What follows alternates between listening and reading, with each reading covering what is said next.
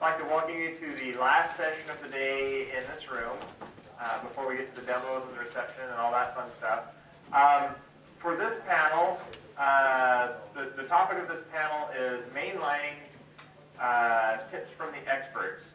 So I'd like to just go through really briefly and introduce you to some of our panelists who are here with us. And actually, I'm going to let them say one or two words, well, more than a couple of words, but just a few things about themselves. I'll just give you the real high-level view. One of our panelists is Kroah-Hartman, who is in charge of the PCI and the USB systems and like the new driver model, SysFS, all that stuff. Anything else you wanted to add to that? Lots of other pieces. Stable kernel maintainers. Stable kernel, that's right, stable kernel maintainer. Okay, Mackall it's Mackall, right? And is the maintainer for Linux Tiny. And what else do you want to say about yourself? I work on a bunch of other random kernel stuff. Okay. And last on our panel is a guy by the name of Ungerer, who is the maintainer of UC Linux. What do you want to say, Greg? UC Linux, amongst other things, I guess. These days I'm dealing with a lot of architectures. Not even UC Linux ones, even MMU ones and things like that as well. Various embedded platforms that do a lot of embedded stuff, obviously. So, and a couple of fair few things outside UC Linux sphere these days as well. Okay. Okay, so I've got some questions for you on mainlining. I wanted to get one more person to act as kind of our guinea pig, who I was going to call the hapless developer.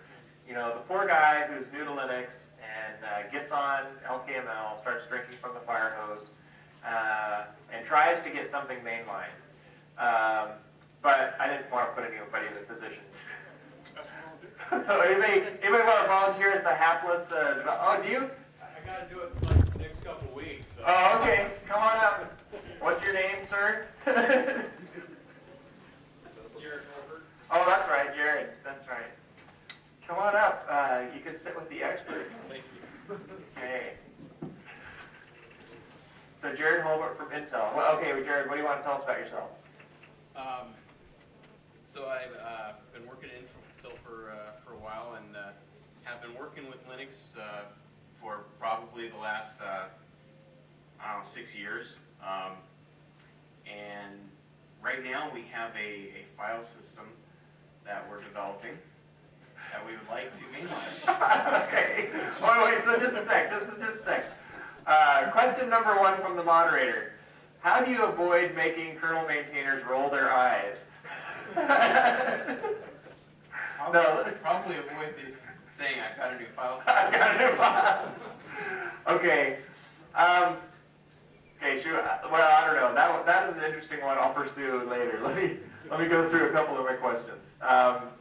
So here's a question for the panelists.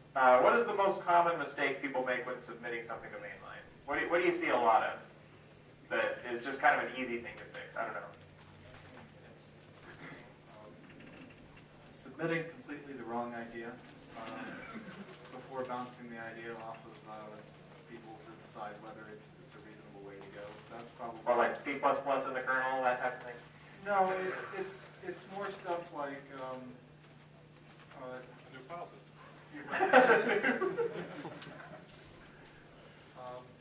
there is an awful lot of stuff that makes it to the list after someone has been sitting on it for a year and has finally polished it, and it only gets turned back. They show up on the list with it, and we say, well, it's nice that you did all this work, but it's completely the wrong thing. It would have been nice if you had come by 6 months ago when you had started and said, I'm heading off in this direction. Is there a better way to do this? Okay, so not early enough feedback or not early enough? Greg's going to say something else. Dropping a big, giant chunk of code that's all complete and polished in the wrong coding style, following the wrong convention. Saying you have to take it all as one.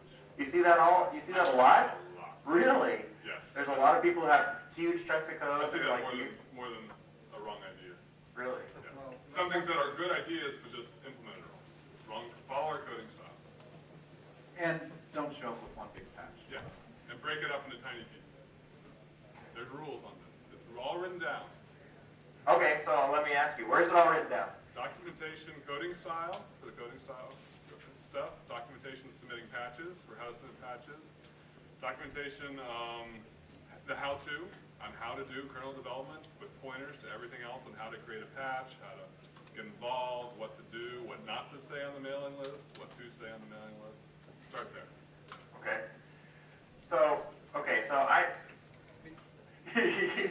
Okay. I was going to say, I've seen exactly the same thing even in the UC Linux sphere. We sometimes keep things disjoint from the mainline just so they don't make sense to go there.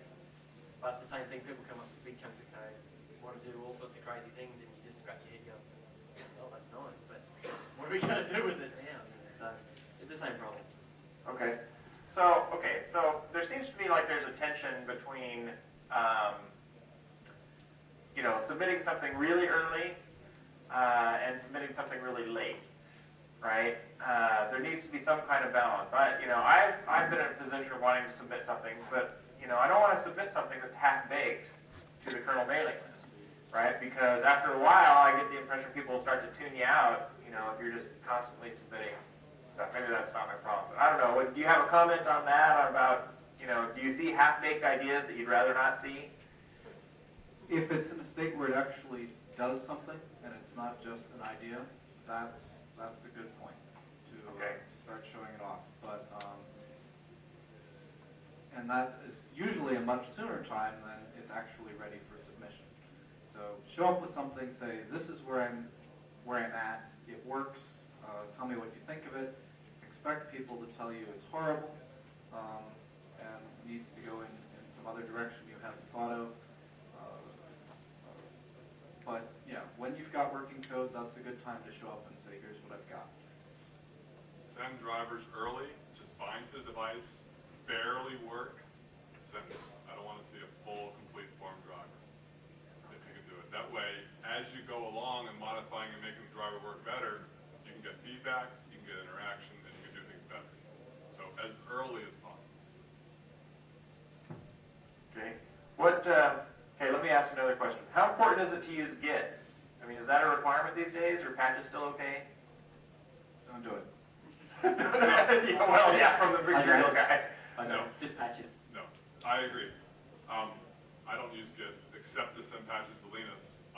Send me patches. Okay. Everything goes through email, goes through patches. Very few people use Git to send stuff to Linus. Maintainers of subsystems do, but other than that, send patches. Andrew Morton takes patches. We all take patches. Use tools like Quilt. Quilt is really, really good. Ketchup is really, really good. I use Quilt and Ketchup to do all my development. Okay. Okay. So let me ask you this. This is kind of a two-part question. What should someone do with a flaming response? I mean, if say some high-profile mainline guy. I've already talked to Matt about this offline, but I'll reiterate the conversation here because I thought it was interesting. Okay, so let's say pick a personality out there just at random. Say Christoph Hillwig. Is Christoph good for the Linux industry, or is he bad? I can speak from experience here with Christoph. In the early days when we were merging UC Linux, when I was trying to get a lot of those bits in, his feedback, sometimes harsh, but was actually very useful. So, I mean, I wouldn't want to dismiss someone like that outright, because I think there is some actual real good nuggets in there. You've just got to have thick skin dealing with someone like Christoph. You have to have very thick skin. But to defend Christoph, I've done what he does, is review code. It's hard. We have very few people reviewing code. It's a grumpy, thankless, tireless job. You get mad at us for pointing out problems with you. We see the same errors over and over and over, and we get mad. And we get frustrated. And Christoph lashes out. Hopefully the rest of us just go kick our dog or something. It's hard work. So, and 90% of the time, Christoph's right. So, don't take it He's personally. right most of the time.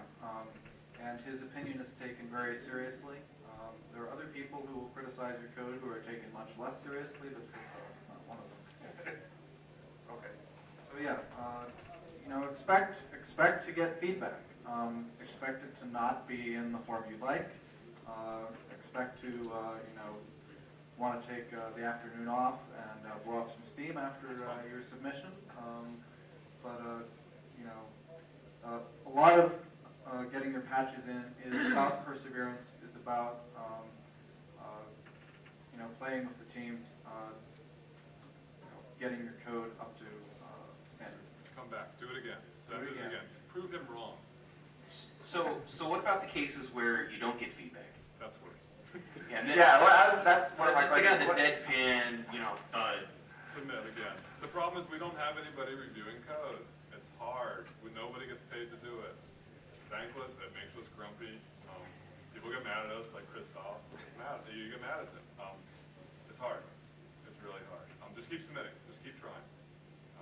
Yeah, perseverance is the key. Just keep showing up. And if nobody says anything bad, it'll eventually make it in. It'll get picked up and shoved in, and Andrew's really, really good about doing that.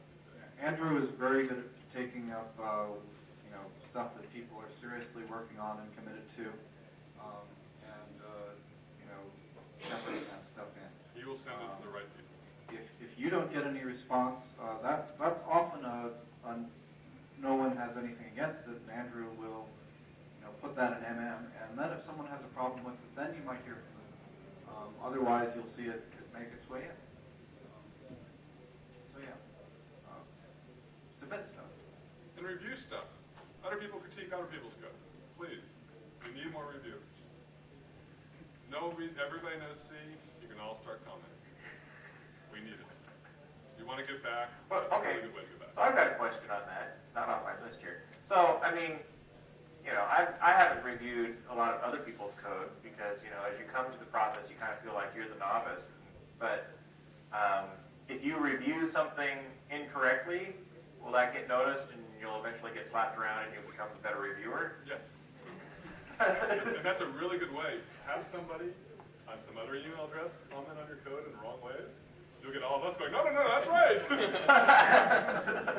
So, No, you did that one thing right. the thing is with programming, it's just like writing. You don't start by learning to write when you're a kid by writing short stories and novels. You start by reading. Start reading other people's code and commenting and critiquing that. And then that's a very, very good way to learn. Or just ask, why did you do this way? It's a perfect way to do it. Okay. Okay, so here's another question. Is it realistic to work on the kernel part-time? Do you have to be deeply immersed in LKML? Do you have to drink from the fire hose to do it? I don't think you do. I mean, that's the great thing about it. You can do it whenever you want on your time frame. I think that's the power of it. I don't read LKML every day. I read from archives. It's just too much email all the time. So I don't think that's too much of a problem. Well, but don't you start to miss out on like changes that are going on? Like, you know, semaphores got removed for heaven's sakes. And it's like, if you submit a driver with a semaphore, don't you look kind of foolish? Or is that tolerable? I mean, is that? There are 3 or 4 Arch maintainers at this point who do not read LKML at all. There's James Bottomley. There's several others. So it depends on how broad the work you're doing is. If you are, you know, seriously interested in touching a lot of different things, then yes, it is very helpful to have your finger on the pulse of LKML. That does not mean reading every message. That means reading maybe 2 to 5% of messages. Filter. You know, there are a dozen names and subjects that I would really recommend reading on a regular basis. Read everything from Linus. Read most of the stuff from Andrew. You might even read something Greg writes from time to time. But no, don't try and read the whole list. So it can't be done. Or all split up into groups. I mean, if you only care about one specific driver subsystem of like I2C sensors, just read their little tiny mail. Don't care about the core. So it can be done. And we have, to prove it, we have doctors that are anesthesiologists that work on the kernel. We have mechanical engineers that work on the kernel. More than one doctor? More than one anesthesiologist? No, I think we have one anesthesiologist. I think we have more than one doctor, though. Okay. Yes. I think we have a few mechanical engineers. I just met one the other day. So a lot of people do it on their own as a hobby. Okay. So it can be done. Yeah, let's take a question. I'm once again about 6,000 messages behind on the Linux kernel mailing list, and I read the Linux Weekly News kernel section religiously and, well, okay, apocryphally, and agnostically. And I used to read kernel traffic, and I keep feeling that I need to send poor Zach Brown money or something, just, I don't know, candy, hookers, something. But he seems to have stopped for good now. What would you recommend as a way to just sort of keep up? I mean, is reading the Linux Weekly News kernel section pretty much the best you can do these days without reading Probably. a significant chunk of it? Probably LWN's summary is the best. And filter. Like you said, read everything Lena says and read the threads that they comment on. I just read it from the archives. Just go to the archives, just scan through for interesting threads. Yeah, Just look at the ones that... personally, when if there's a topic I seem to have missed, which happens quite a bit, there's Google Groups is great to search back, and you can get a nice threaded view, and then you can actually cherry pick from the view, look at what the kind of the headliners are saying on a particular topic. So Use a Gmail account. Dump all of LKMail to there and search. It works really good. oh, that's an idea. That's actually. And then go see the long threads. If you see a long thread, that maybe something interesting is going on there. Go read that. Maybe. Okay, yes, maybe. It depends on who's doing it. Okay, let's see. How bad is it if you post code outside the window?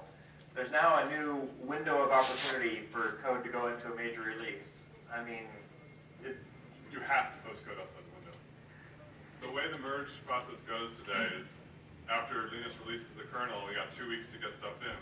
Well, that stuff to get in had already had to be tested in the MM kernel for a couple weeks before that.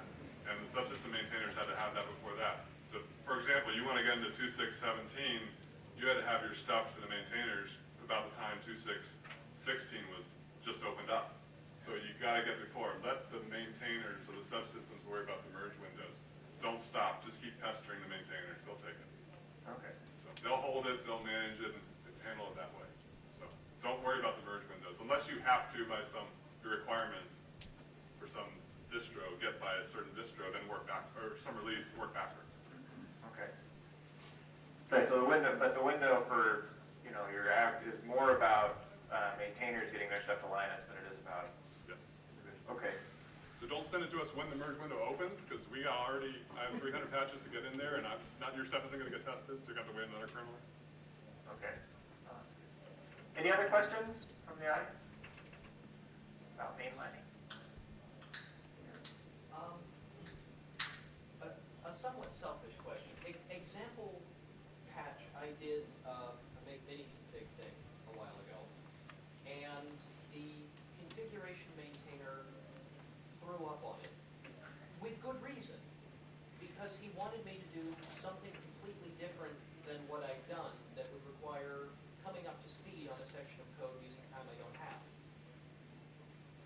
I was pondering redoing what I'd done to not touch his code at all so he didn't have the opportunity to object. But I didn't because it seems impolite somehow. I'm just wondering, I can do the changes I did in the make file and with my shell script in the scripts directory, and I agree the shell script is ugly, but I don't know how to do the correct fix, and I haven't got the 3 weeks it would take to learn. And just trying to get that in, and I'm wondering, is that a good way to go about it, or is that just like No. evil? I Yes. haven't, because I haven't, but at the same time, it's just sort of rotting there, and my other alternative is, BusyBox copied the Linux kernel configuration. I'm going to apply it to my thing. UC libc will probably pick it up from there, and it's a sort of pressure from outside, and that seems more evil. I don't know. out and you go around somebody else, you're going to piss that person off. I already did. Okay, they're not going away. You can go around people. I've been routed around. Everybody's been routed around, and depends on what it is, if it's worth it or not. It's up to you. You know the right thing to do. You already said it, so do the right thing. We don't. I'd like to do what he wants. Yeah. I haven't got the expertise or the time to Then, acquire. then hopefully somebody else will come along and do it, if it's worthwhile. So if it's worthwhile enough to you, you'll do the right thing. Well, You've already said you it. might get objections from other people too. If it's really, I mean, if you start to touch other bits of code, there's surely other people are going to have something to say. There's another maintainer of the make files that's going to say, why didn't you do it in the config system? That's right. So you might We think all talk. you might end up having the same problem somewhere else. So you may not actually solve it Well, following that route at all. it's the next low-hanging fruit. The other is, Obviously- hole up in a cabin for 3 weeks and Yeah. actually learn how kconfig works. And One of the realities is that sometimes people show up with code and say, I haven't got time to fix it. Well, there's the problem really. If you're showing up with things and you're not willing to maintain them or do it the right way or whatever, then there's really the problem.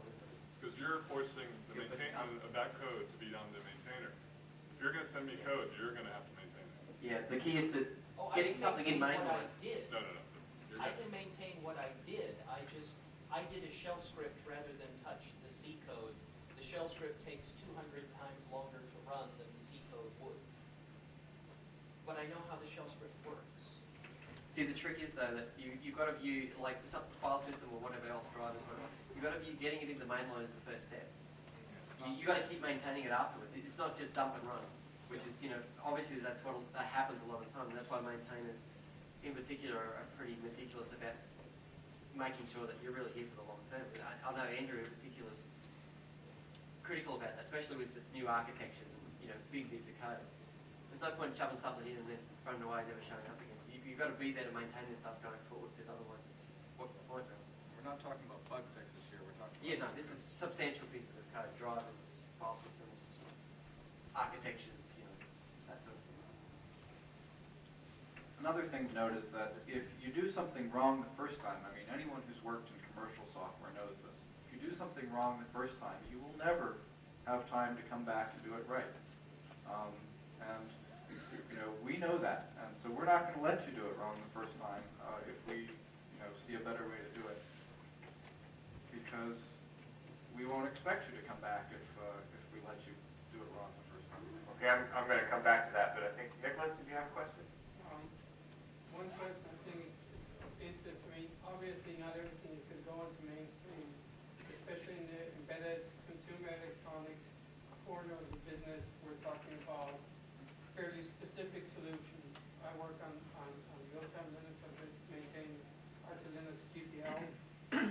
That's a typical case that's never going to go into the mainstream because it just doesn't suit enough users.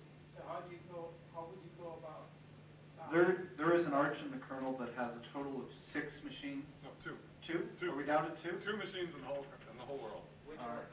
Which is that? Voyager. Yeah, Voyager. NumaQ has another sub-arch, 2 machines in the world. Right. I have a driver that has 1 piece of hardware in the world, and we maintain that. There's no such thing as it doesn't appeal to anybody else. Get it in the kernel, Well, especially for hardware. Arch Linux stuff was discussed and learned from. Okay, RT Linux is a different, that's a core of the way Linux runs, but especially I'm talking about hardware, platform, drivers. Don't think that you're special, because somebody's going to want to copy what you did and do it again. Or they're maintain it. We support more devices out of the box than any other operating system does today because of that. We support more platforms than any other operating system ever has in the world because of that. So get your stuff in the kernel, and it'll get better. And then you won't have to maintain it for forever. If you want to maintain it outside the kernel, that's great. But take advantage of the fact that I'll fix your APIs and things like that. Take advantage of the fact that everybody else will fix your code. That's what makes this work. What about a, is RT Linux a special case, or are there other kind of major things? RT that Linux use is a special case for licensing reasons, primarily. Let's not go there. Yeah, it has issues. Okay. There are comparable things that have made it into mainline that originally people were thinking this is a special purpose thing, and eventually got merged. A lot of the low latency stuff was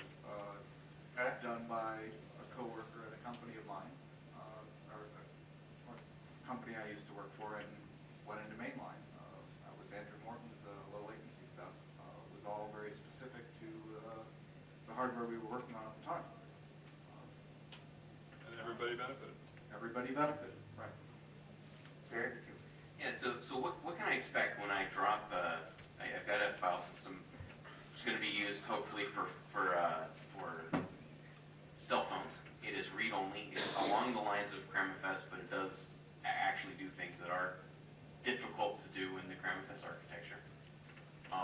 It's might hopefully be alpha next week or something like that, actually code. So I'm hoping I'm not too late nor too early. So I go post this, and it's, you know, I did it mostly the same way that the existing file systems do the code, and the style should be okay and all that. So what can I expect? Okay, so this is for file system for anything. Justify why we need to take this. Justify why your file system is different enough that we need to take it.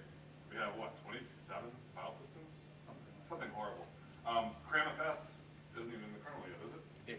Oh, CramFS, So- SquashFS is I'm thinking SquashFS, you're right. Yeah. Well, so justify why you're different than SquashFS, CramFS, and all the others, and which is fine. There might be those reasons, but you need to tell us why we need this for any feature. You need to tell us why. So is there going to be a problem that being that the reason that it's significant is only for certain classes of embedded systems? No, that's not a problem at all.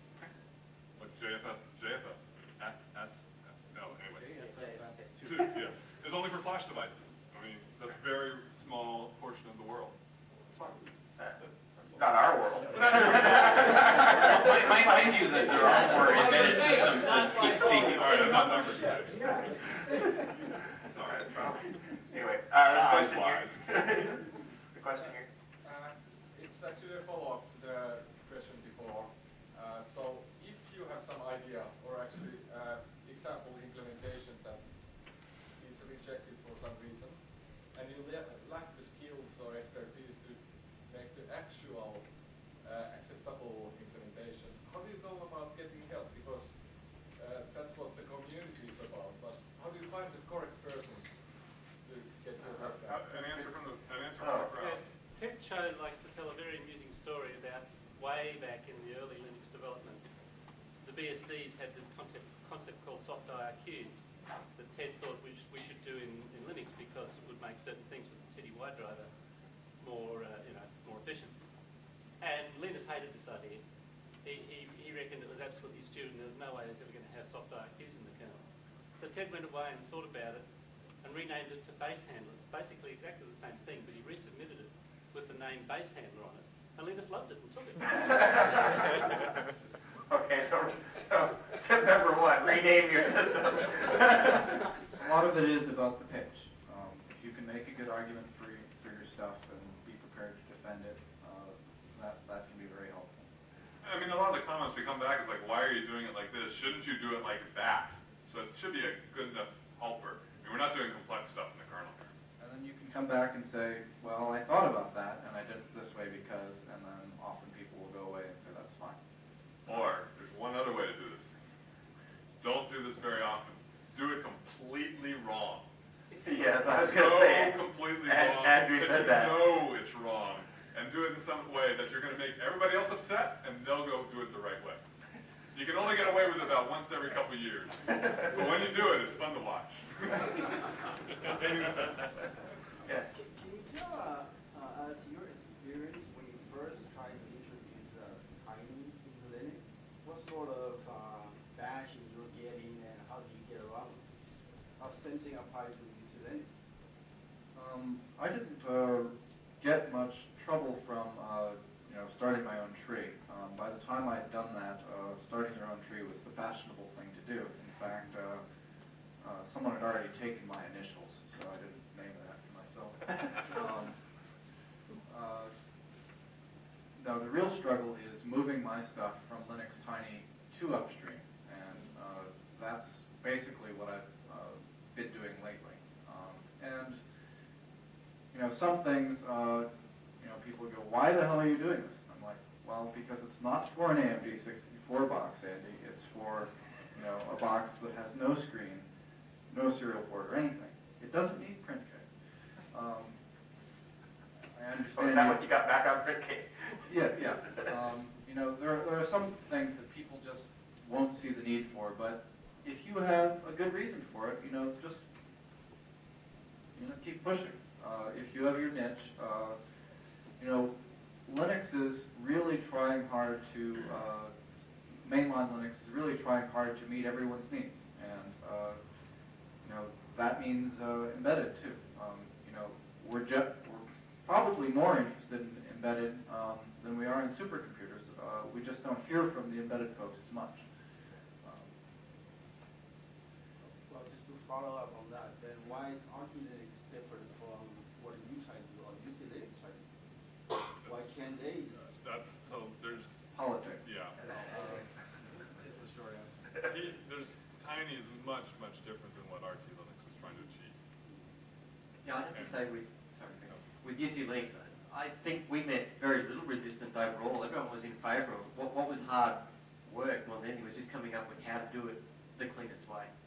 And that took a long time. It was all in the details for us. And I think I spent about 2 years patching every release that came out in the 2.5 series.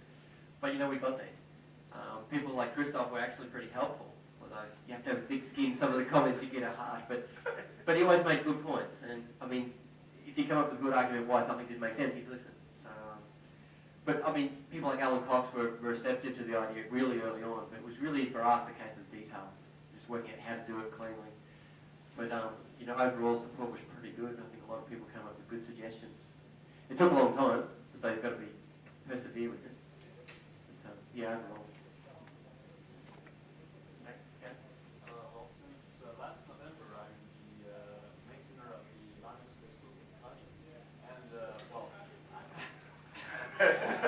not fully nice, but so well, I've learned from the past history of this project that I could easily end up wasting more time during political discussions than actually doing code and adding new functionality and making it work better. So I quite decided to review the architecture of elc2006 completely to come to a point where because it's quite intrusive in the number of files it modifies, not the kernel function, normal function. But what are you suggesting to do? Either slowly. This is what I'm actually in the process of doing, presenting my project to the community, or trying to push the project. When some resistance is met, when something is submitted, what's the best approach to that? Break it into small pieces and push the least controversial pieces first. And then as you go, the more controversial pieces seem less controversial as time goes on. And listen to the feedback. They're saying no for a reason.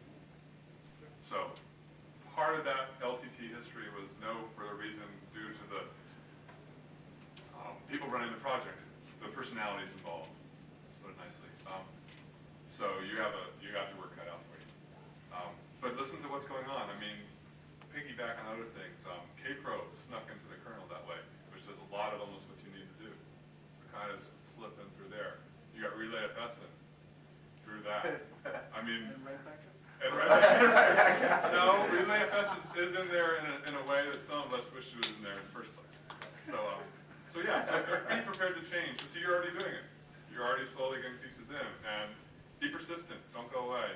Say, hey, it's going to take me 2 years, and yes, in the end, you don't write much code anymore, or you just constantly refactor the same thing. That's our job. That's the way to get it in, and that it'll be polished and probably look totally different from what you expected at the beginning, but hopefully work even better. So don't give up. That's definitely true. It might look very different what you start out with, so you've got to be flexible, but you get a better result at the end. I have a couple other real quick questions. How important is reputation in terms of getting something? I mean, can the average person get something in? If they can't, something's wrong. Okay. We want to make it as easy as possible for anybody to send us patches. And it should be based on merit of the patch, not... Yes, it should always be. And if it isn't, complain. Okay. People are ignoring you, just be persistent. We all travel, we all end up with 6,000 emails behind. Just be persistent. another one. Do you ever accept a patch because it's better than nothing, even if it's not very good? Bug fixes, yes. Yeah, if no one can think of a possible better way to do it, which happens a surprising amount of the time. You just have to go with something that works. Security fixes are that way. Or really? And quite often, it's it's pragmatic. pragmatic. You take something that is the least intrusive thing possible. Yeah, we've taken some pretty ugly stuff in the stable series just to fix things so that it doesn't break anymore, but yet we do the right thing in the main line. And then you throw it away Yeah. so that you do it right in the main line a bit later. Okay. One other question. I asked what's the kind of the most common mistake or something that's annoying. What's the nicest thing you've seen someone do to get their patch accepted? Have you ever seen someone go like really out of their way to? I stumped the panel. Send hardware. Give me hardware. I will. I am easily bribed. I have had AMD send me a 4-way Opdenacker, and their driver made it in. Yeah, go figure. But to be fair, it was something that I could then test it on. I wish I had some embedded devices so I could test some patches, make it go in easier, make the maintainer's life easier. So I will gladly code for hardware. I will pour myself out that way. Okay. Any other questions? Yeah. This is not directly connected to CE Linux per se, but Sun recently announced their Open Spark initiative, where they are trying to test making their hardware design open source. So, any comments from you? Because this is something very new, and it is opening some new vistas where we have seen EDA companies, silicon companies suing each other over patents, and here is Sun trying to put their Ultra Spark as Open Spark. So in that effect, what do you propose, and if there is a nice way to maintain this, and what do you see coming? You mean maintain it on that Spark specifically, or?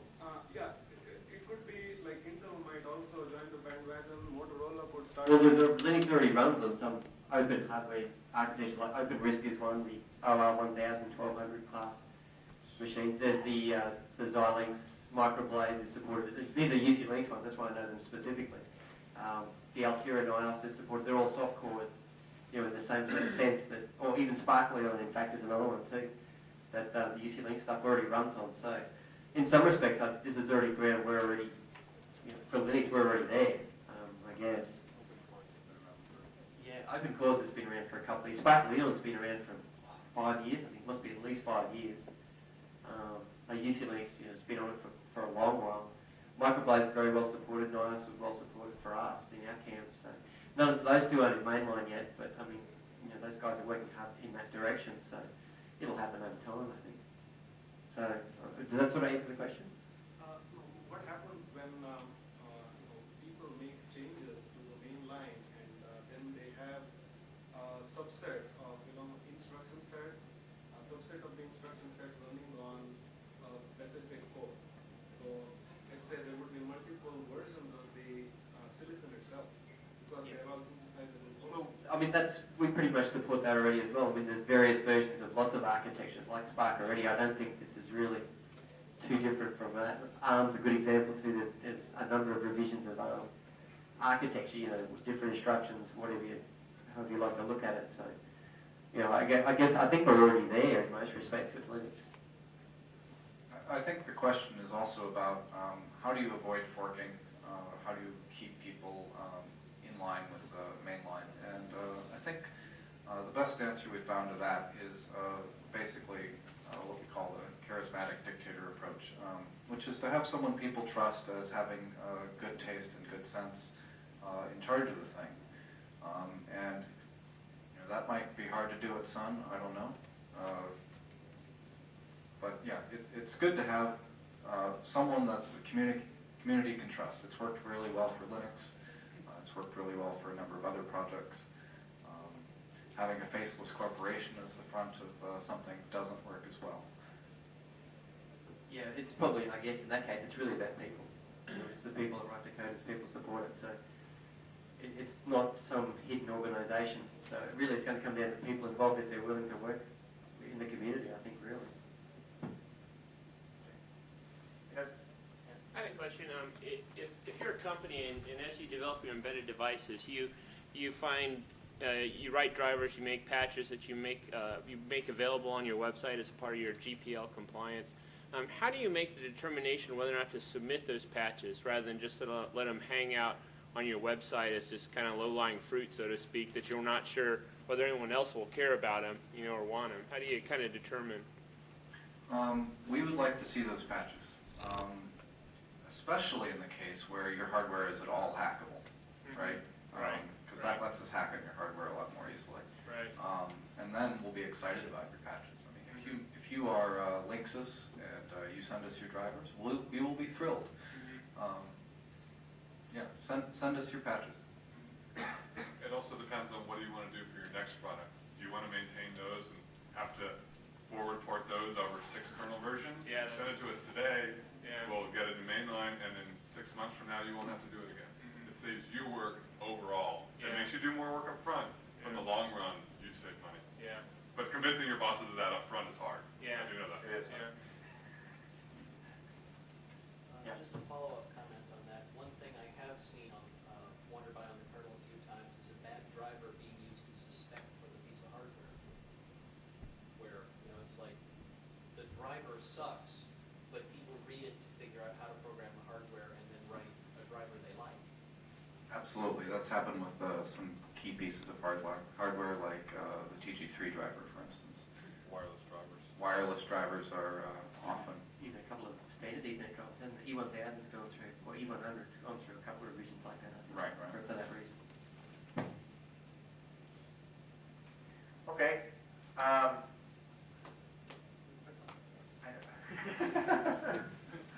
Actually, we're out of time, but I'd like to thank the panel members for showing up, and hopefully in the future we'll all be able to get our code mainline.